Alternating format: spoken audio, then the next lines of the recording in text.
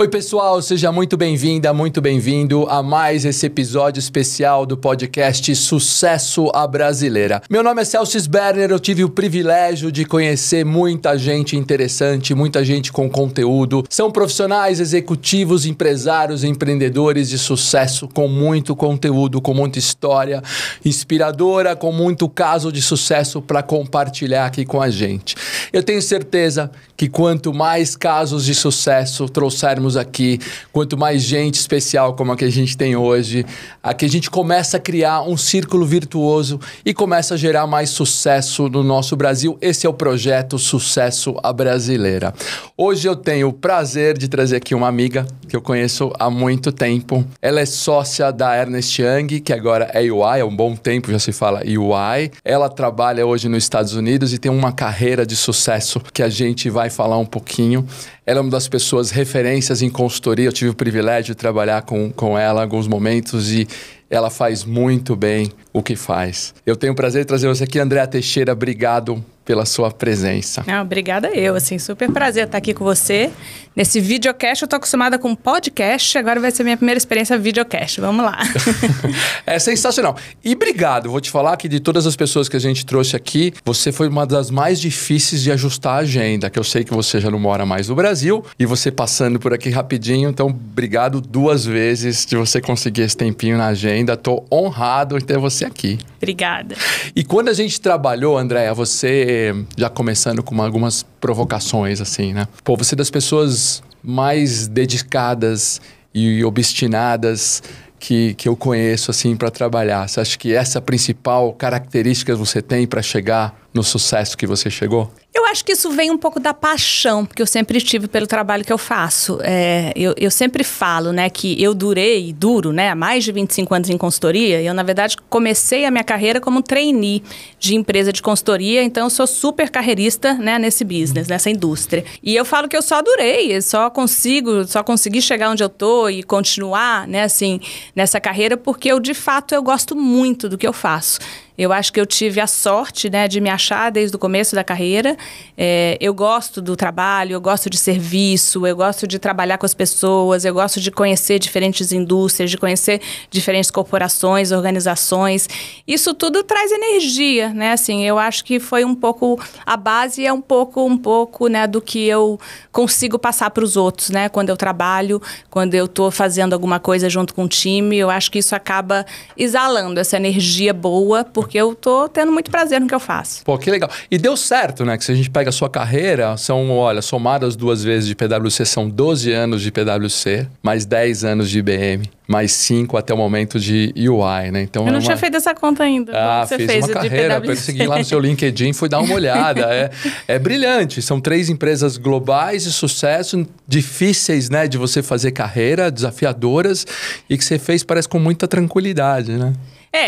Foram anos, assim, a carreira de consultoria, ela, na verdade, é um aprendizado constante, demanda bastante de você, né, assim, de adaptação, né, de estar buscando novo, de estar aprendendo sempre, e eu acho que as organizações que eu passei foram organizações que me deram oportunidade bastante de eu sempre crescer, né, de eu sempre conseguir me desenvolver. Então, acho que eu chego onde eu tô bastante feliz, assim, olhando para trás, assim, com orgulho, né, do que eu construí, do que eu fiz. Ainda tenho muita coisa pela frente, né? Assim, acho que ainda tenho bastante energia aí para novos movimentos, né? Para as novas iniciativas e novos desafios. Mas eu chego, assim, com um orgulho, né? Assim, de ter feito o que eu fiz.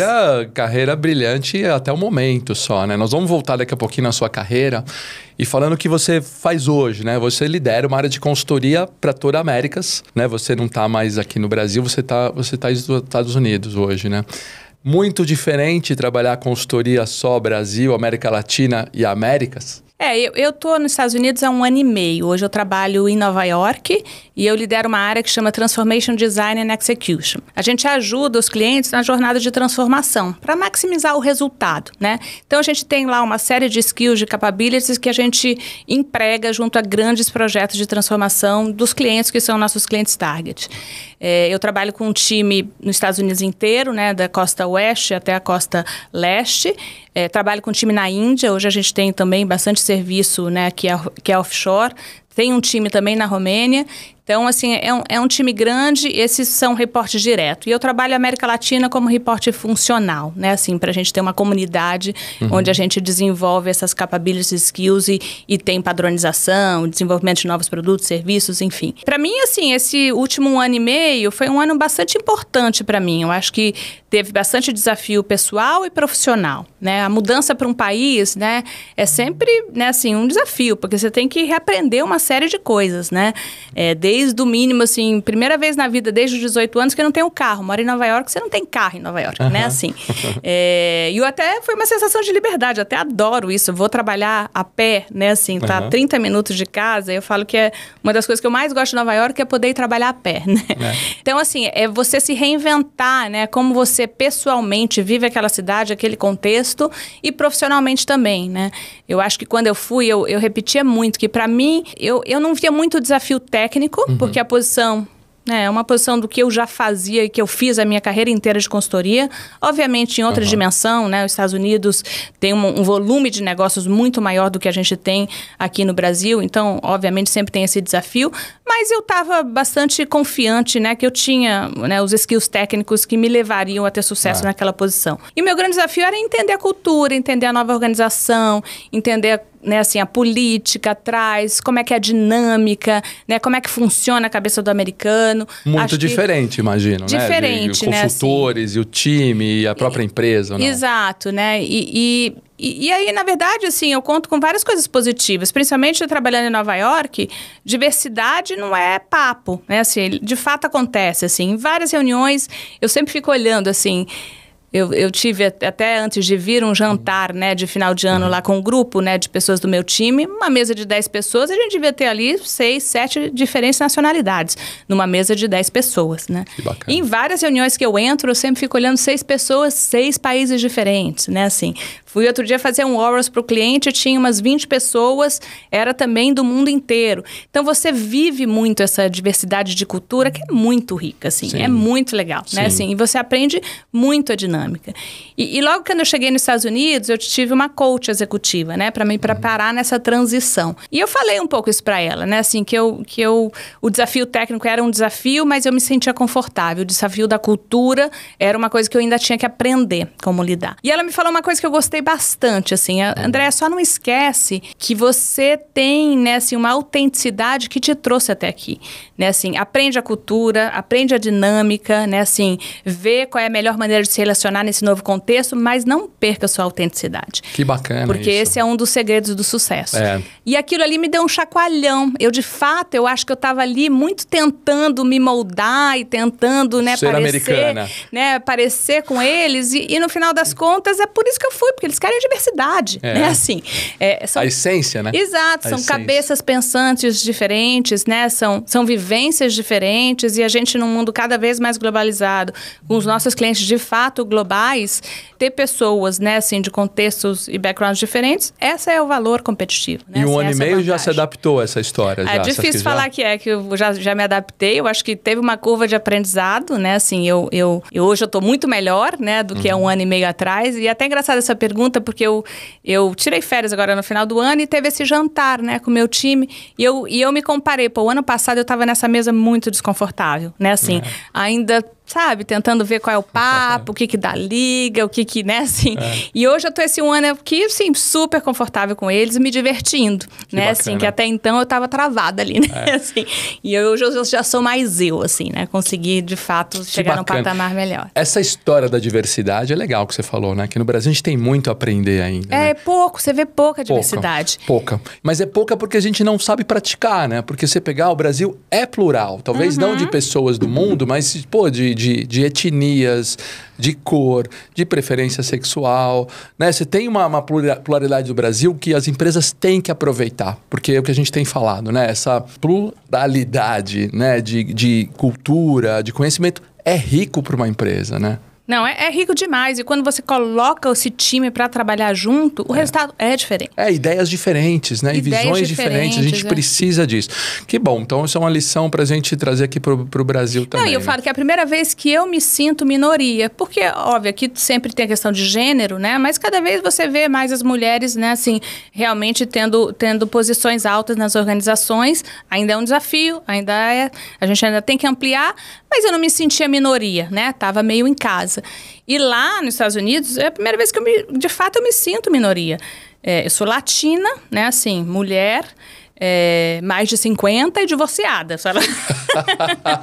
eu bato em vários, né? Tem vários critérios em vários pontos, critérios de minoria, né? Mas se adaptou bem. Tá bom que 1 ano já tá confortável na cadeira e tranquila, né? Sim. A ideia é ficar nos Estados Unidos para sempre? Não, eu tenho, na verdade, uma meta de trabalhar os próximos 10 anos lá e depois voltar para... Não me aposentar, mas talvez fazer, né, assim, uma nova fase profissional, alguma atividade um pouco mais... light, talvez, né? Que bacana. Aqui no Brasil, vamos ver. Que bacana. Deixa eu te fazer, então, uma segunda provocação, né?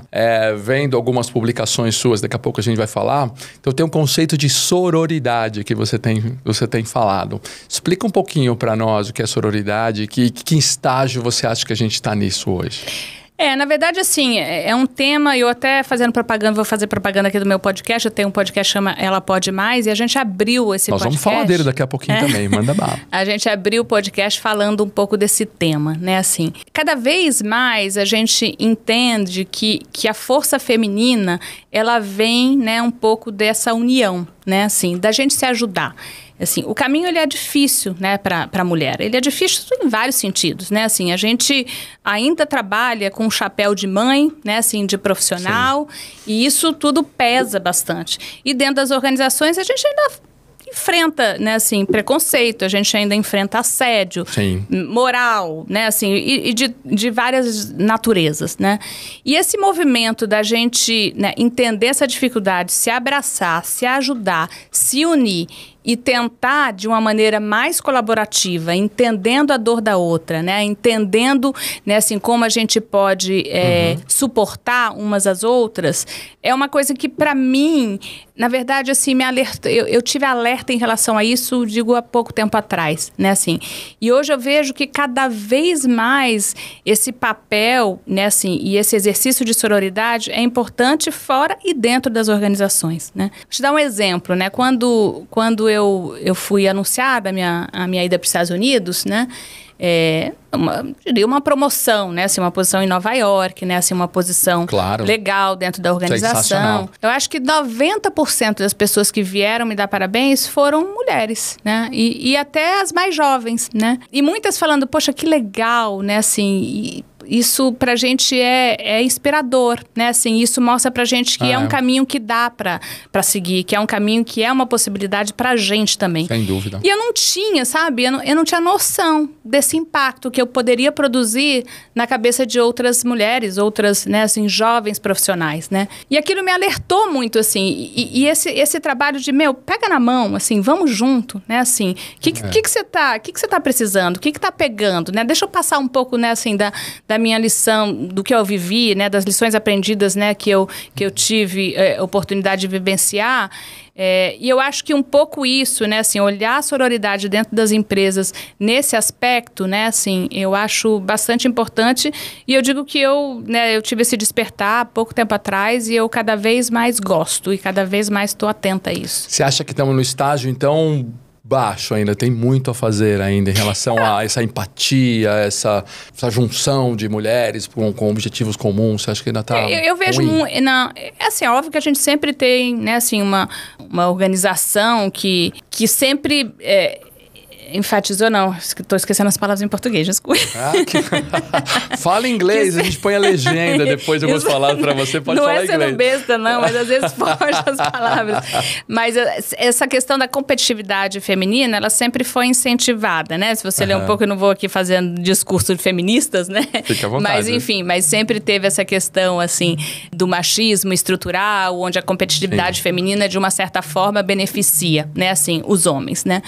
Isso vem vem nas nossas cabeças. Isso tá em si, tá dentro, né, da maneira que a gente pensa. Então, é uma coisa que a gente tem que se libertar, né, assim.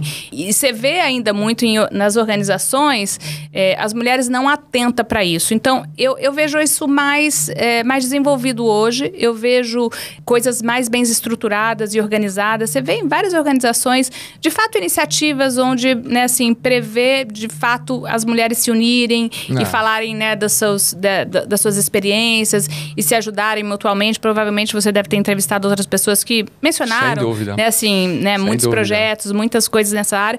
Eu acho que tem crescido, eu acho que a gente está num patamar muito melhor do que a gente estava há um tempo atrás, mas eu acho que ainda tem muita coisa a ser feita.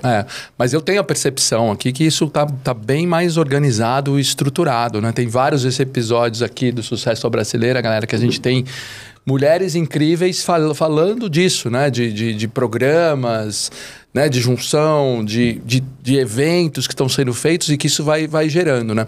A impressão que dá, André, é que isso já existia no mundo masculino, né? Os homens já tinham essa certa, não sei se é uma camaradagem, uma confraria, que existia, né? E que parece que mulheres sempre eram coisas isoladas. Que agora fala assim, não, isso é estruturado, né? A gente pode fazer da mesma forma, né? Exato. É assim, e outra, a gente tem que pensar assim, as mulheres que crescem, elas conseguem enxergar do ponto de vista feminino, né?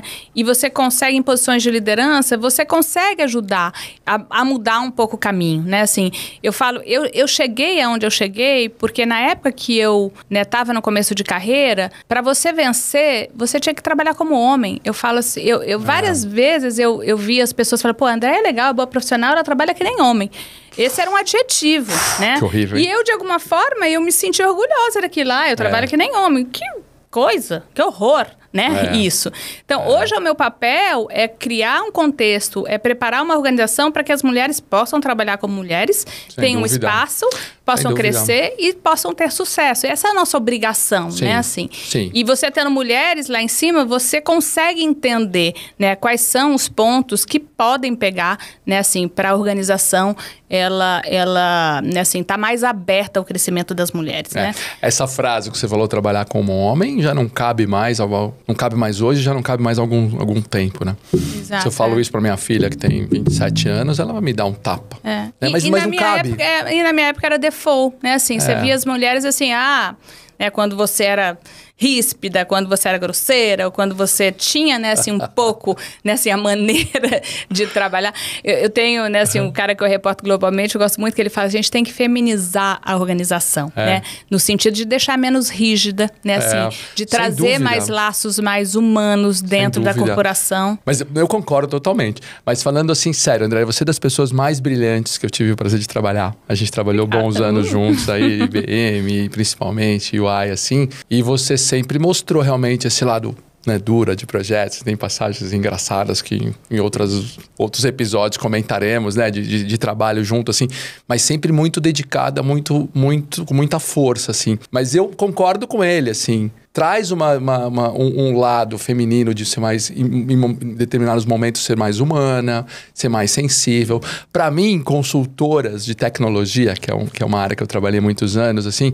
mulheres são melhores. São mais detalhistas, elas prestam mais atenção no que está acontecendo, assim.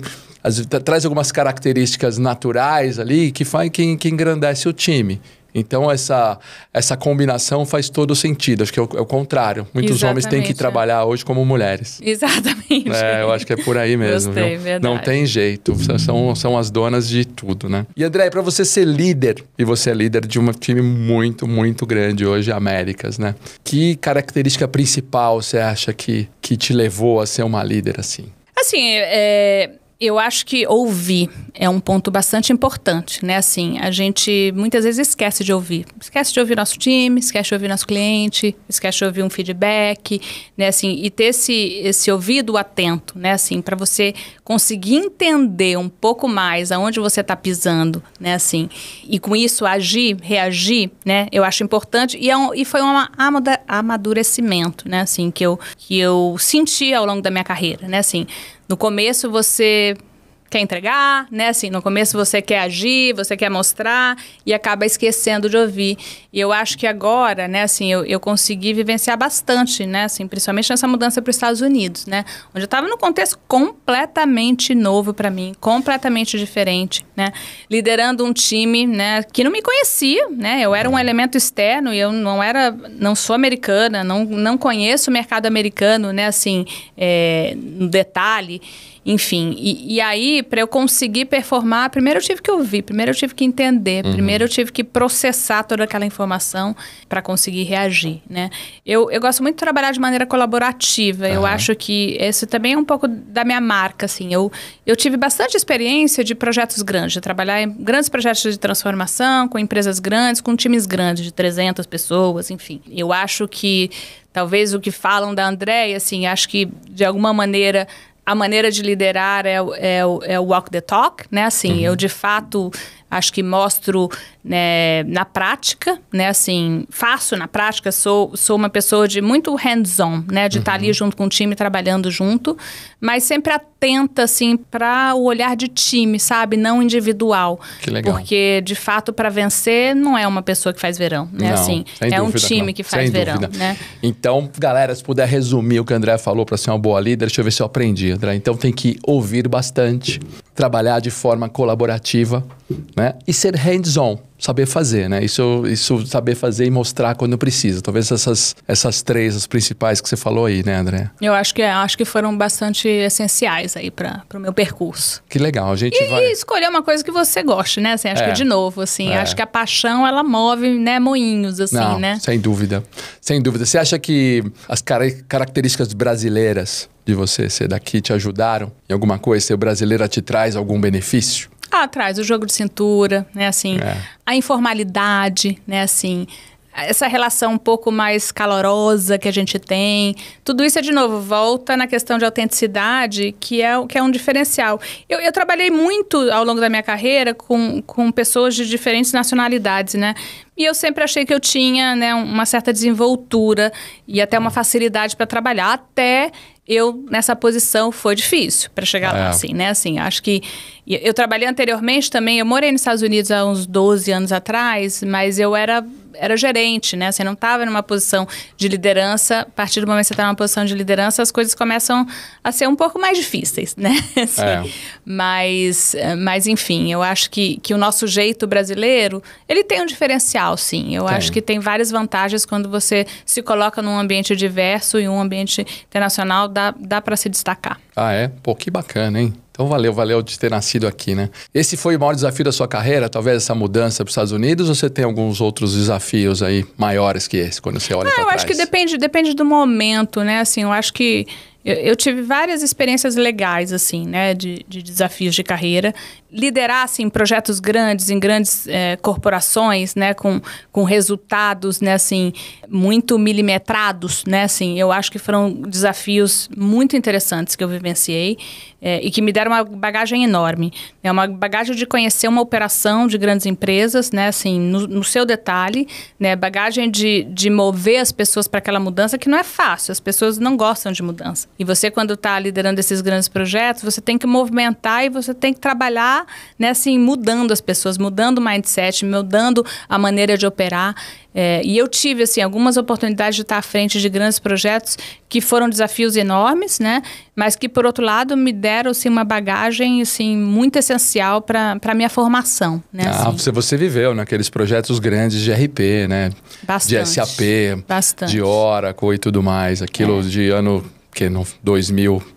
pouco antes do ano 2000 até agora, você viu todo esse boom do RP, né? Aquilo foi uma escola, né? Uma escola, assim. Eu falo, quem passa por aquilo, acho que está preparado para muitos outros desafios aí pela frente, né? Assim, você muda, você transforma uma empresa inteira, como você desliga uma chave e liga outra, né? Assim, e a empresa passa a operar de maneiras diferentes. E eu tive também a oportunidade de trabalhar em projetos globais, né? Onde você tinha um template, né? Que era desenhado em conjunto com várias nacionalidades. Você tem lá todo o exercício de chegar a um consenso, de realmente olhar com a melhor prática, de realmente botar para operacionalizar coisas que possam fazer diferença e trazer benefícios para as organizações. Então, tudo isso assim, é uma bagagem grande, um desafio grande, né? Mas uma bagagem grande também. Sem dúvida. E hoje os projetos são diferentes, né? A gente fala de transformação digital, a gente fala de projetos menores, de coisas mais rápidas. Você acha que é muito de... Porque e as pessoas que não viveram esses projetos grandes de RP? Como é que vão fazer hoje com esses projetos atuais? Eu antes de ir para os Estados Unidos, eu mudei também de área, né? Assim, eu passei a liderar aqui no Brasil uma área que chamava Business Transformation, onde a gente também trabalhava muitos projetos, principalmente de Customer Experience, né? Assim, trabalhar mudança das organizações em projetos de transformação, no geral, e muitos deles transformação digital, né? E ali, né, você me perguntou de desafio, foi um outro desafio, realmente sair um pouco, né, assim, da natureza de projetos que eu estava acostumada para esse novo mundo, né? E aí você começa de novo, assim, a trazer diversidade de capability, né? Assim, você vê muito hoje, né, as metodologias de design thinking, né? Assim, todas as metodologias onde você se coloca, né, no prisma do cliente, trabalha aquela experiência, né, assim, relacionada ao que, né, assim, você vai estar oferecendo no final da cadeia.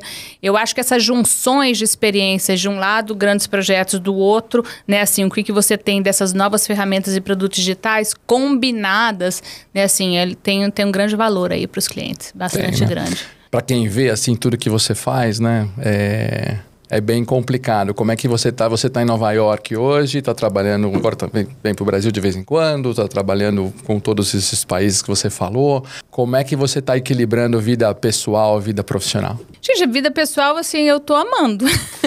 Minha experiência de Nova York, assim, mudar é bom. Eu nunca tive medo, né, de mudança. Para mim, mudança é oxigênio. E eu acho que em algumas fases da vida eu busquei algo diferente para fazer. Há uns 3 anos atrás, eu falei, eu tenho que voltar a estudar, né? Assim, eu quero fazer um mestrado.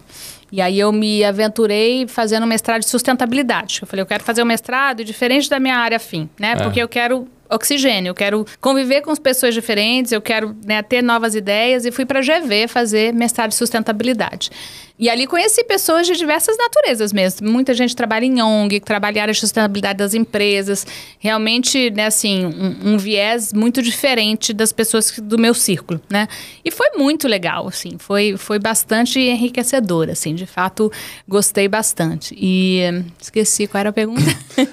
Não, perguntei, mas vamos nessa linha. Do lado pessoal. Eu vou lá do pessoal, mas vamos até um pouquinho antes do lado pessoal. Vamos nessa linha da sustentabilidade. Na verdade, nada a ver com tecnologia, né? Nada a ver com tecnologia. Nada a ver com tecnologia. E tudo a ver também, né? Porque você vê, depois, assim, vem boom de ESG, né? As empresas bastante preocupadas com isso. E, assim, a gente tem que oferecer soluções que enderecem temáticas de ESG também. Não, né? sem dúvida, né? Porque, assim, tem alguns indicadores hoje que 90% dos executivos das grandes empresas estão preocupadas com sustentabilidade e, em teoria, tomando algumas ações a respeito. Não sei se é o suficiente ou não, mas é um tema que está na mesa, né? Total, então você acertou, na verdade. Acertei. Não tem a ver com tecnologia, mas tem que falar com o sucesso das empresas hoje, né? Com certeza. E para mim foi bem legal, né? Assim, para você ir além do que está dentro da corporação e pensar na área de políticas em relação a isso, né? Como é que é toda a negociação mundial? Como é que uma ONU trabalha essas temáticas? Como é que é o Brasil se posicionando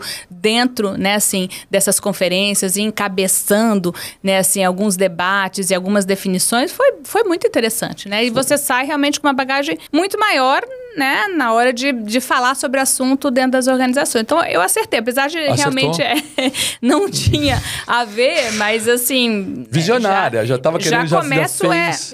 A gente já tem alguns projetos onde a gente entrega soluções e faz gestão, né, de projetos para áreas de sustentabilidade dentro das empresas. Então, foi bem legal. Não, mas eu estava me perguntando do lado pessoal. Então, e aí minha mudança para Nova York, assim, primeiro meus filhos já moravam lá. Eu tenho 2 filhos, um de 24, um de 21.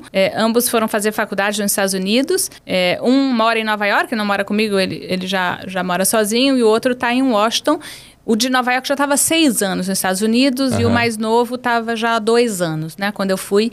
Então, foi um movimento que, para mim, foi uma oportunidade profissional maravilhosa e pessoal mais ainda, né? Junto com os filhos, que legal. Exato, perfeito. Né? E eu falo que, assim, o meu mais velho, ele foi pra lá com 18 anos. Então, eu falo, poxa, e hoje ele tem 24. Falei, eu não vi a virada dele pro mundo adulto, né? Assim, pra ser uma pessoa adulta. Por 18 ainda é um adolescente.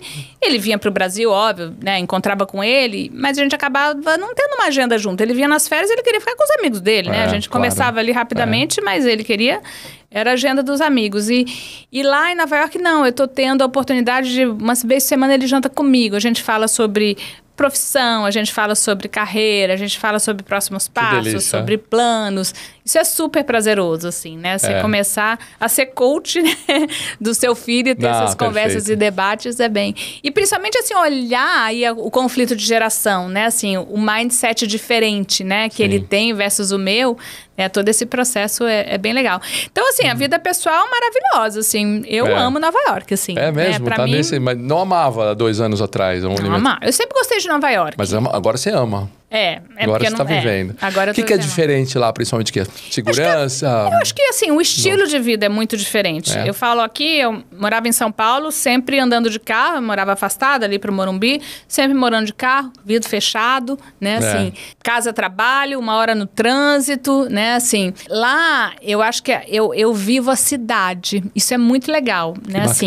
Eu vou a pé pro trabalho, né, assim, às vezes eu trabalho em Hoboken, que é uma cidade de New Jersey, eu vou de barco, eu falo, eu me acho chiquérrima quando eu vou de barco pro trabalho. Sempre tiro foto, falo, ai, tão legal. Aqui não dá pra pegar. Aqui em São Paulo, a gente não tem barco pra lugar nenhum. Então, assim, o fato de viver a cidade, assim, sério, andar, não sei se você consegue entender o que eu tô falando, mas andar na rua, tá ali no meio do povo, assim, é muito legal isso de Nova York. Fora que 10 milhões de coisas pra fazer, 10 milhões de diferentes restaurantes. É perto da Europa, 6 horas de voo, eu tô em Londres, né? Mais 6 eu tô em Lisboa. Então, também tem uma posição geográfica bastante legal, assim, né? Perfeito, assim, lá, perfeito, né? Perfeito. Eu acho assim, né? Eu conheço Nova York, de algumas vezes que eu estive lá. E para mim, São Paulo é a Nova York... É a Nova York da América do Sul, na verdade. Mas com uma grande diferença, né? Que assim... que é o que a gente precisa trabalhar para ter mais sucesso a brasileira aqui, que é violência, né? Você trabalhar. Então, tem alguns indicadores, assim, tristes, né? Então, a América Latina representa 8% da população mundial. Só que 40% dos homicídios, não sei se você sabia, estão na América Latina. Então, é muita violência, né? E isso atrapalha o crescimento econômico, atrapalha tudo, na verdade. Tem solução para isso. Né? E depois a gente vai ter um episódio até para falar dessa história de violência na América Latina e no Brasil, como melhorar, né? Que é você começar a trabalhar com observação, com inteligência dessa história, com foco, né? Para você resolver a violência. E tem um pessoal mais otimista, até que fala que a América Latina pode ser precursora de como resolver essa violência em relação a outros países subdesenvolvidos, né? Quer dizer, na Colômbia já tem algumas coisas sendo feitas assim, alguns lugares do Brasil ainda não, mas você tem uma história para fazer.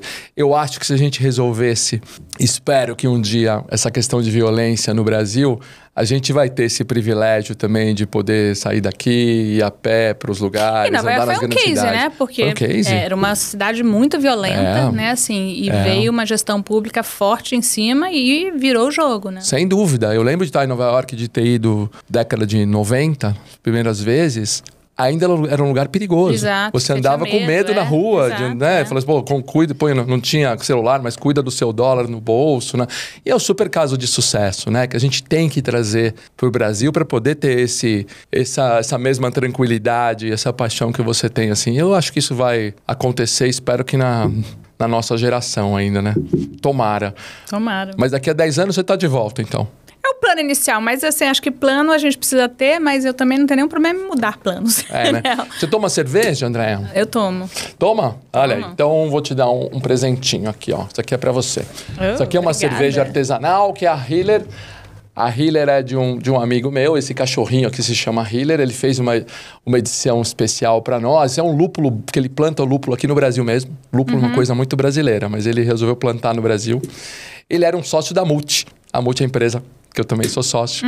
E ele não quis mais essa história de consultoria. Ele falou assim, deu para mim, vou plantar lúpulo. Foi plantar lúpulo e fez essa história que mais fez uma edição especial para a Multi. A Multi a gente faz consultoria de TI, aquilo que fazemos juntos, a gente faz consultoria de TI e RH.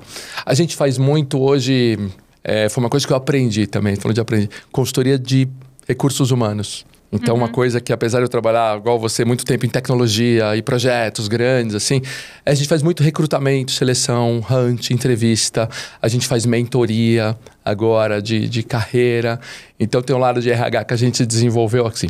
Mas mesmo assim, o Tid falou assim, não, eu só quero fazer a cerveja, eu faço a cerveja para vocês. E ele fez... ele fez a Hiller. Então, essa é uma primeira propaganda aqui. E deixa eu aproveitar uma outra iniciativa sua também que você tem. Você tem um podcast agora, certo? Tem surpresinha que é o Ela Pode Mais.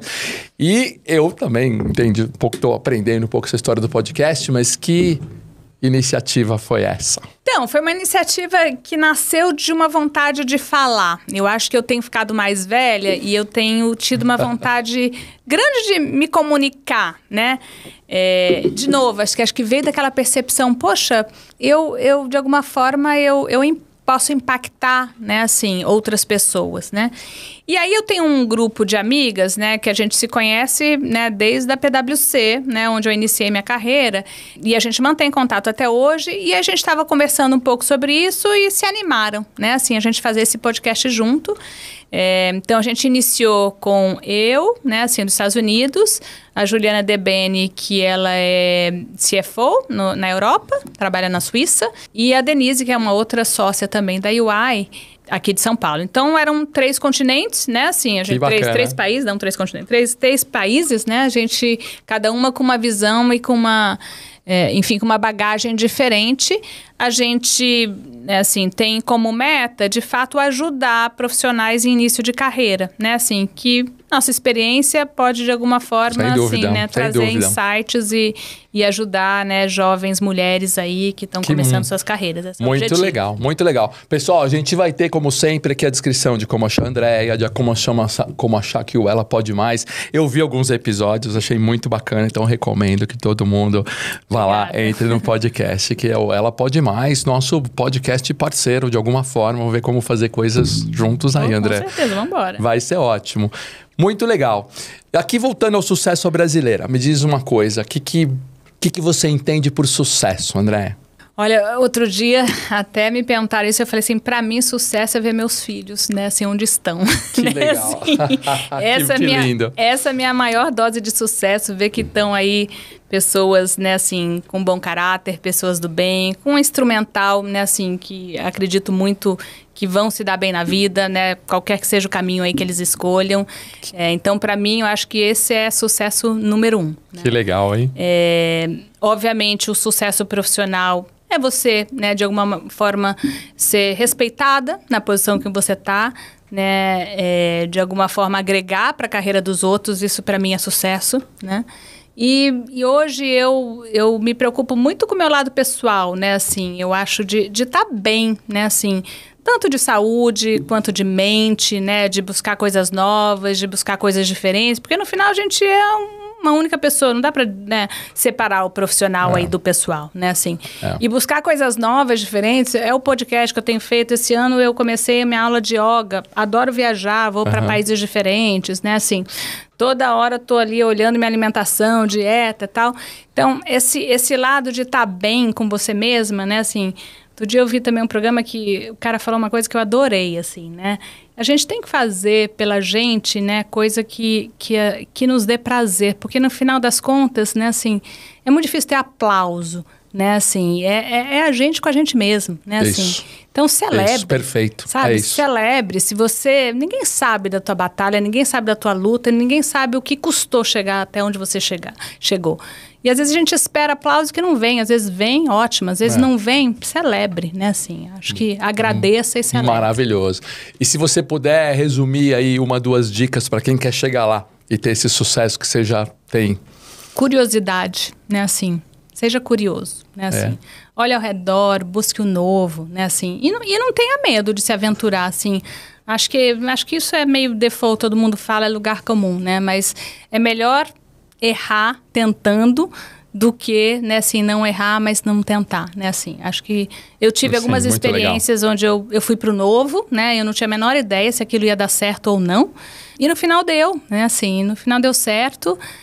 E vale a pena, assim, eu acho que tudo traz bagagem. Errando ou acertando, você cresce com aquela experiência. Que bacana, né? Então, assim, curiosidade, se atire, vai pro jogo. Ótimo. Fala um pouquinho, você tá no Brasil, você ficou aqui em São Paulo, mas fala pra nós, você foi e você me falou nos bastidores, foi pro Maranhão e tava super empolgada, né? Como é? Fala pra nós um pouquinho do Maranhão e por que essa empolgação? Assim, eu tava encontrando, né, minha família lá, e agora que eu tô fora, assim, você dá mais valor, né? Essas relações humanas, assim, eu vim aqui com uma agenda todo santo dia, eu encontro com uma pessoa diferente, né, assim, e um mais legal do que o outro. O Maranhão, não sei se você conhece, mas vale a pena. Não conheço ainda, mas fiquei curioso depois que você falou. Vou fazer propaganda. São Luís tem um centro histórico muito bonitinho, né? Falam que das cidades brasileiras é uma das que mais parecem com Lisboa, né? Então tem aquele centro histórico com as casas com os azulejos portugueses. Eles estão sempre em processo, né, de revitalizar o centro, então tem já bastante reforma acontecendo, assim, muito legal, muito bonitinho. E tem Lençóis Maranhenses, assim, que você não pode, né, não ir, tem que ir porque é uma paisagem única, não tem nenhum outro lugar do mundo, assim, você vai ficar boca aberta quando você for. Que propaganda empolgada. Quando você for, me fala que eu monto seu roteiro. Vai dar as dicas, vamos. Que legal. Próximo lugar de férias, então, pessoal, fica mais uma dica aí. Dicas de turismo de Andréa Teixeira.